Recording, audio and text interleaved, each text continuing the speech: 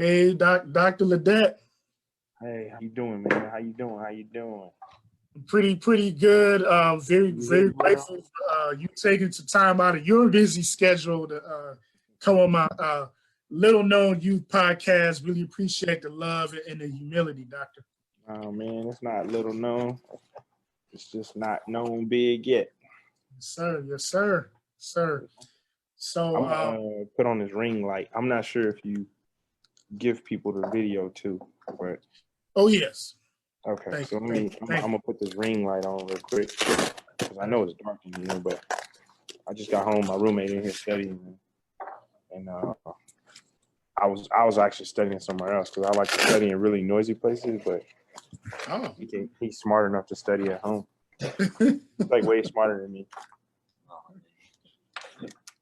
You're like light years ahead of me. He like way smarter than me. That's my dog. My dog Josh Bees, vegetarian who eats Ronnie's. Oh, vegetarian. Oh, okay. Nah, he a vegetarian who eats Ronnie's boudin. So he only a vegetarian until you give him some Louisiana Cajun food in front of him. Ah, He's not a okay. vegetarian Okay. anymore. It changed your life, dog. All right, let's see what we got here. I don't really detect much of a Louisiana accent from you, though. Man, I done traveled the world, but that's the problem. Ah.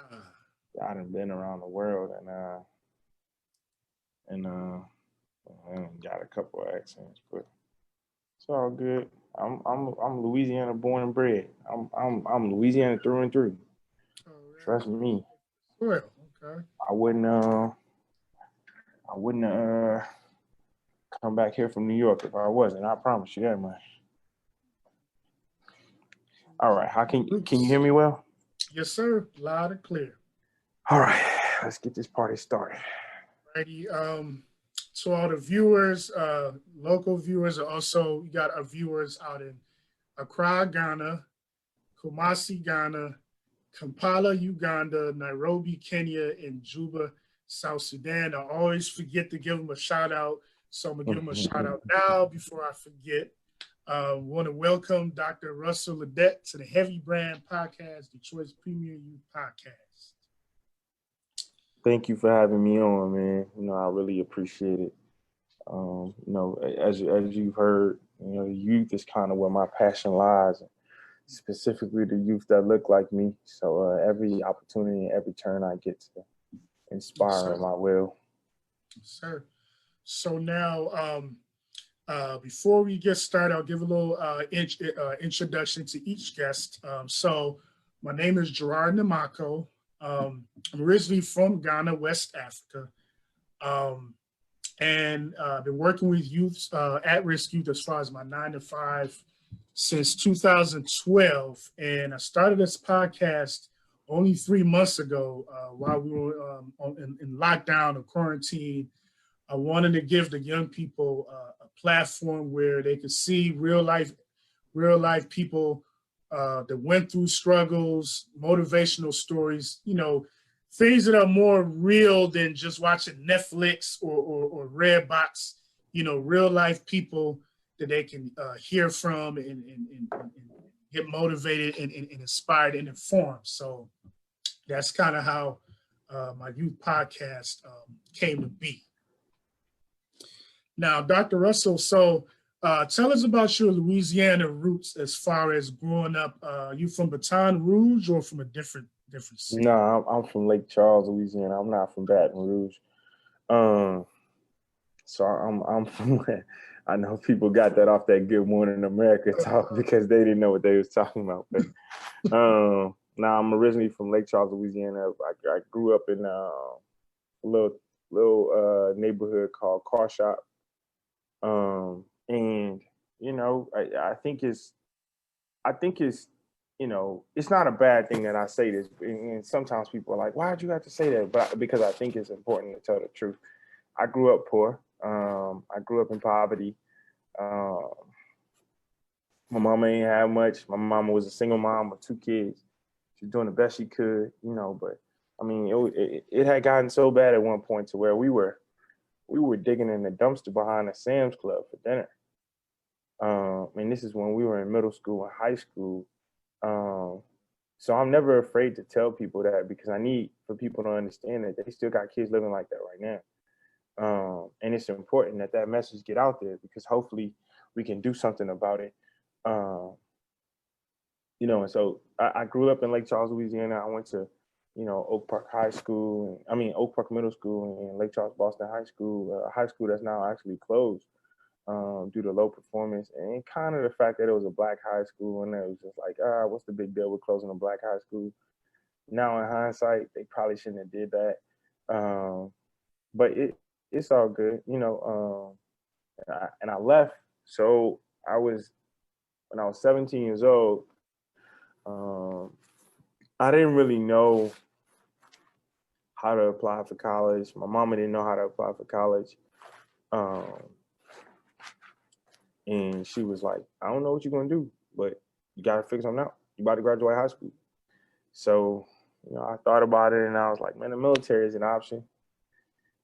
So I decided to go to the United States Navy. I had scored really well on the ASVAB exam, and I had gotten into intelligence.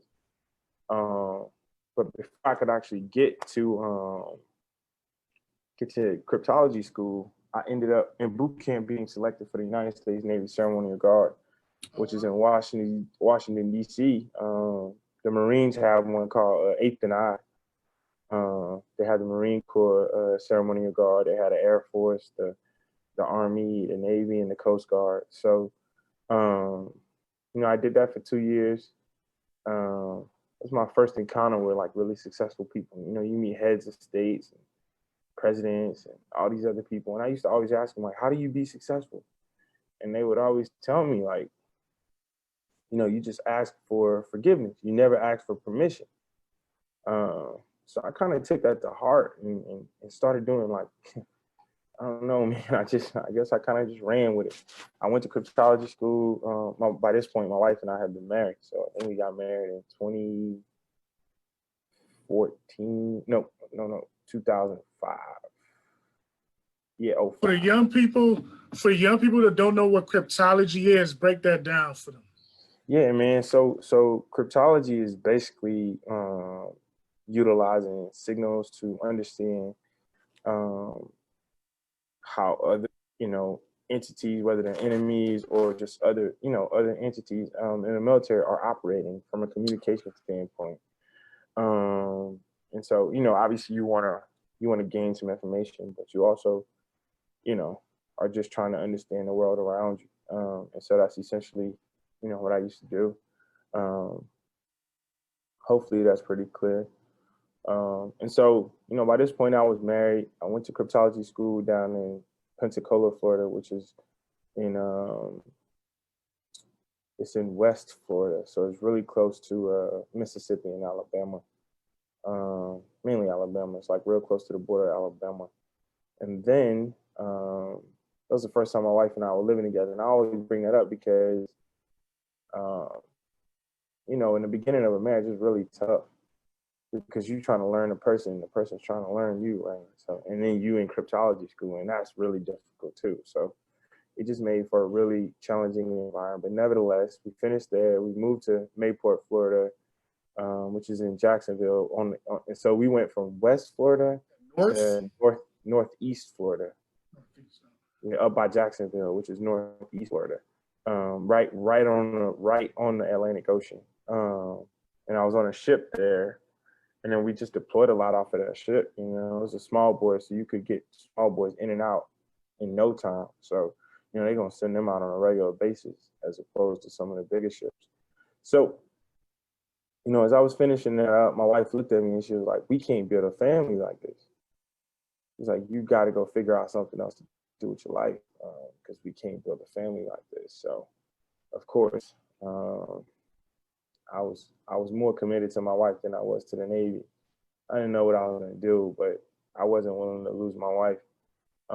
So she convinced me that I was smart enough to go to college, which is kind of crazy because I always look back on it. And my wife and I have been together since we were in high school.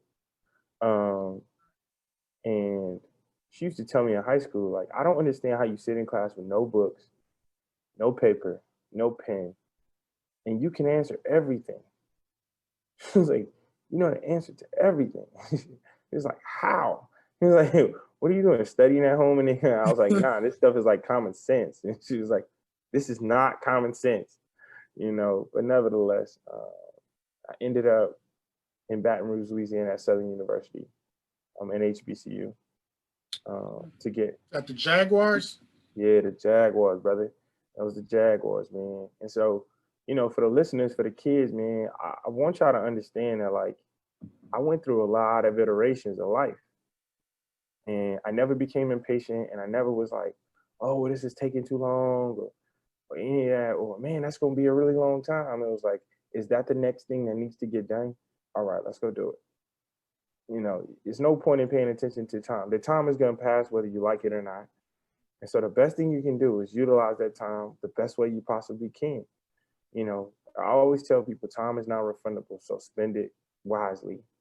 You're not going to get more of it. You got a finite amount of time on earth. And,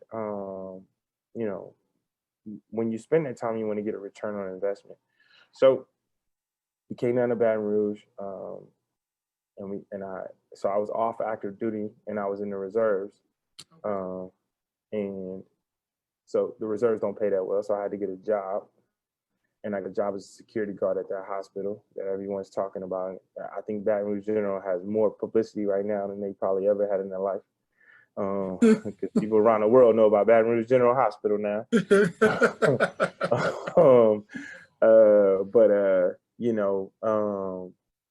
Also, I was going to undergrad, and I thought I was actually going to undergrad for social work. I grew up poor, and the social workers used to give us our food stamps. So I was like, at least they trying to help out the community. I was like, maybe I should do that. But I was sitting in a chemistry class, and everybody in college has to take these science classes. I was taking this chemistry class, and I was sitting there like answering all these balancing equations and stuff like that. And it was just coming to me like easy. Like it was like, this is so simple, And wow. I had memorized the entire periodic table in like a couple of days. The teacher pulled me to the side after one class. She was like, what are you majoring in? And I was like, oh, I think I'm going to go into social work. And she was like, no, you're not. You sure? She was like, I'm not saying we don't need social workers, but I think you could do something else too. And she was like, I was like, what do you think I should do? And she was like, you should go into science because I think you'll be really good at it. So she put me in touch with this guy named Dr. Wesley Gray, who's he's been a mentor of mine for a really long time, and I could call him about anything at any time. He just gave me sound advice, and he helped me to understand that I was capable of going into science. So of course, being the overachiever that I am, I majored in chemistry and biology because I was like, it's hard to understand biology when you don't know chemistry. Chemistry is the basis for biology. Everything builds off of understanding how molecules behave, right? So, but I didn't go as deep as physics, which is really the basis of everything. And so I majored in chemistry and biology, and I got involved in some research and started doing some really cool research. I was designing molecules for earlier detection of colorectal cancer at Louisiana State University. And then I got an opportunity to do some research at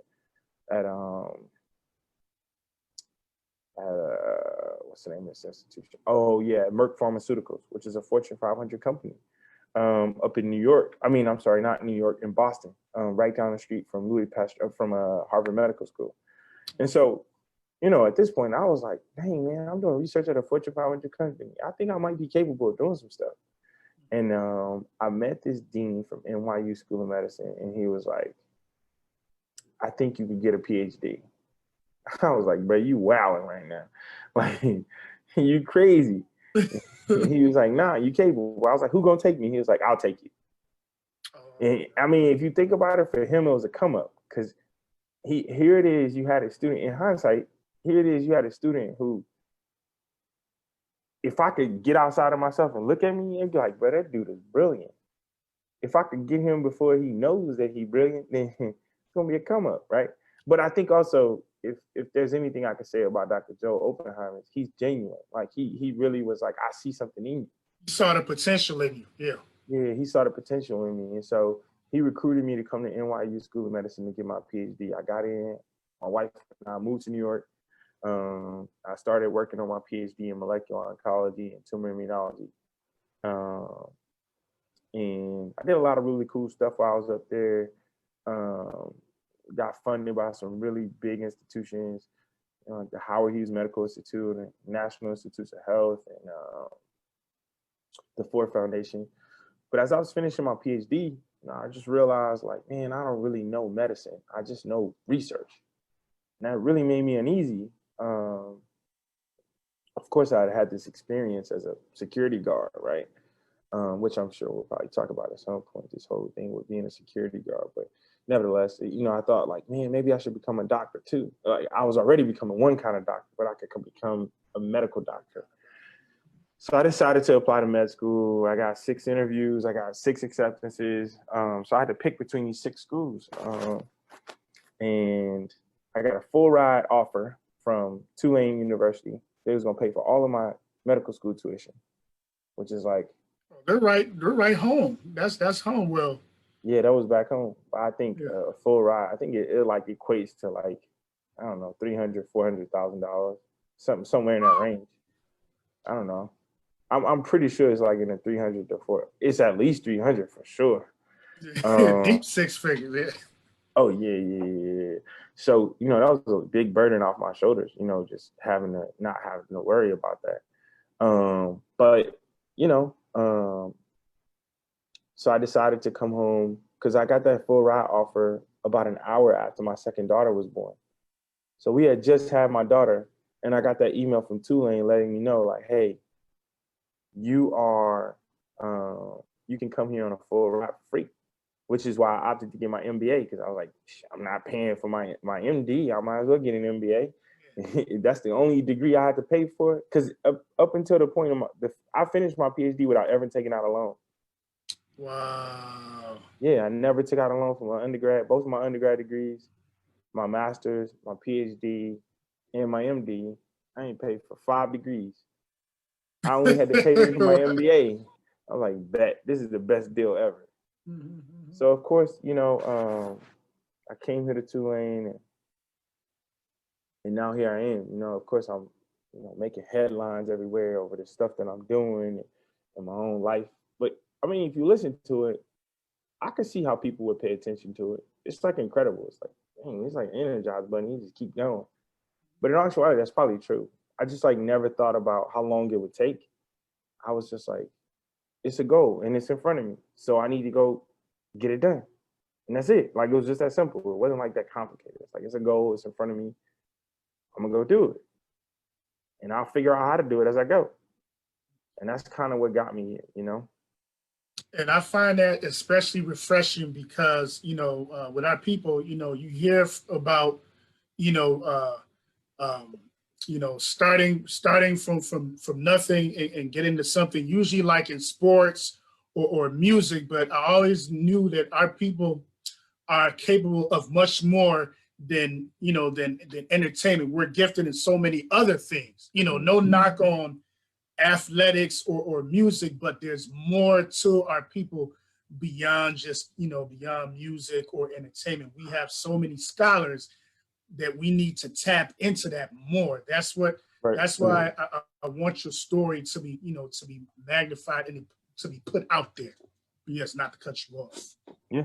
Yeah, absolutely, man, absolutely. So I came to Tulane with the intention of, there were a couple things that I wanted to do. One, I realized that, okay, Russell, you're starting to come into your own as like an adult. And it seems like you're starting to have this influence, and like people are listening to you, and you're starting to have this community that's like they starting to watch, they starting to pay attention, and they really are invigorated by what you're trying to do in your heart and the way that you're trying to get it done.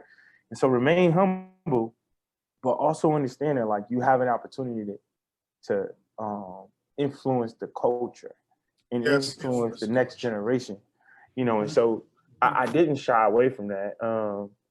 You know, my first year, I tried to influence the culture at Tulane by becoming the class president. I became the class president for my class, and I tried my very best. I tried to instill this organization called #ReachBack with a couple of my colleagues, Olayemi Alubuwale and Sydney Labat. Syrian brother. Yeah, exactly.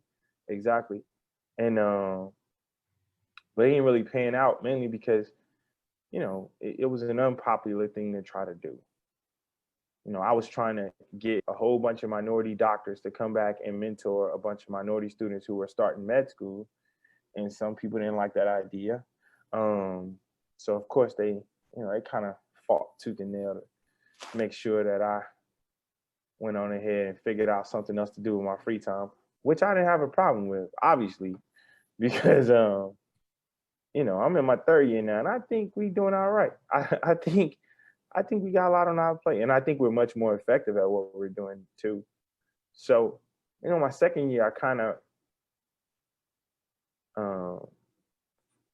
you know, kind of started thinking about how do I make influence the culture outside of the institution.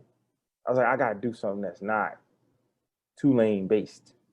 Okay. You know, I got to do something that, you kind of got to branch out. And so that's when the 15 White Coats thing happened. Obviously, the 15 White Coats thing has gotten a lot of attention. It was on Good Morning America this morning. Such a grateful moment, man. It was just like, it was a heavy moment for me, man. I cried a lot. Because this journey has been so difficult. But it's been fun, you know. But yeah, so we did the 15 White Coats thing, and then, you know, this pandemic hit and that kind of stuff, and finally we started rotation in the hospital. We started rotations in the hospital, and rotations are, so in medical school, your first 2 years are like classwork. It's like strictly classwork. And then your third year is when you start to hit the wards in the hospital. Is that the residency or? Nah. Residency comes after medical school. So just to clarify for listeners, the way medical school works in the United States is you go to high school, you finish high school, you go to undergrad. You generally spend about 4 years in undergrad. You graduate from undergrad and you go straight to medical school. Sometimes, a lot of times actually you don't, but whatever. So you get to med school, and med school is 4 years. So you have 4 years of medical school, and then you have residency. Residency is when you start to specialize into what kind of doctor you want to be. Okay. And then some people even go further after they finish residency, and they do something called fellowship, which is when you subspecialize even more to get an even more subspecialty. So, so you'll have people who go into like neurosurgery and then go into like a spine fellowship because they want to do spine neurosurgery, or cranial, neurosurgery, that kind of stuff.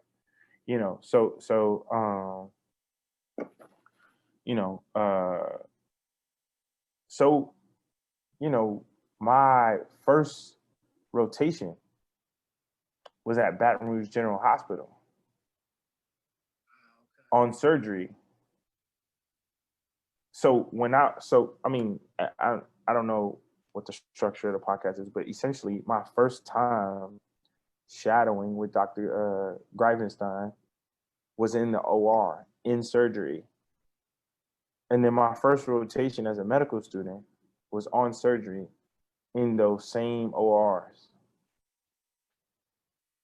So it's just like, I made this video the morning of my first day on surgery, and it like went bonkers, but it wasn't even intended to go bonkers. It was just like, I had to get it out because I was so full. You know what I'm saying? Like, I was so grateful. So I was like, God, I got to get this out. Like, I'm like shaking, like I got to get this out. And you know, You were in the moment, you grasped the moment. yeah, and like I understood.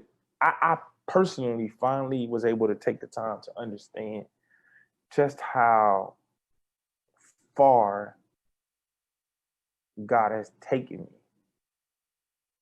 So it was like, wow, you could kind of see the whole timeline right there in front of you. Cause I mean, I've lived this. It's not like I'm like hearing about it, like reading a book or reading an article or something like that. Like I'm living this, So it's a whole different ball game. Um, um, it's crazy, man. So I did this rotation. I made this video, and then I got approached by this program director at Harvard to do an interview for Vogue magazine to talk about this whole experience of, going back to this hospital as a security guard. And of course, the Vogue article is it's going to get a lot of attention. And then the Vogue article led to,